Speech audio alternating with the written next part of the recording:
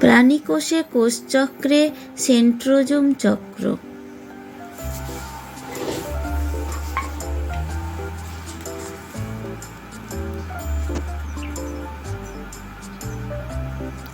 প্রাণীকোষে কোষচক্রের ইন্টারফেজের G1 দশায় centrosome দুটি centriole বহন করে।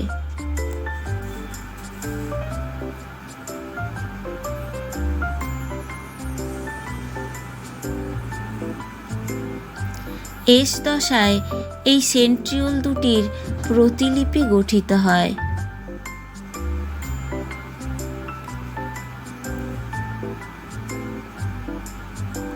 যা G2 দশায় বিভাজিত হয়ে দুটি অপত্য সেন্ট্রোজোমের সৃষ্টি করে।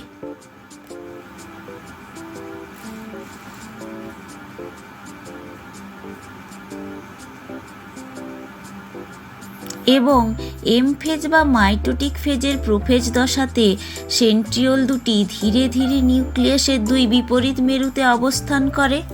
এই সেন্ট্রোজোমকে ঘিরে অ্যাস্ট্রাল রশ্মির আবির্ভাব ঘটে, যা পরস্পর জোড়া লেগে বেমতন্তু বা স্পিন্ডল ফাইবার গঠন করে।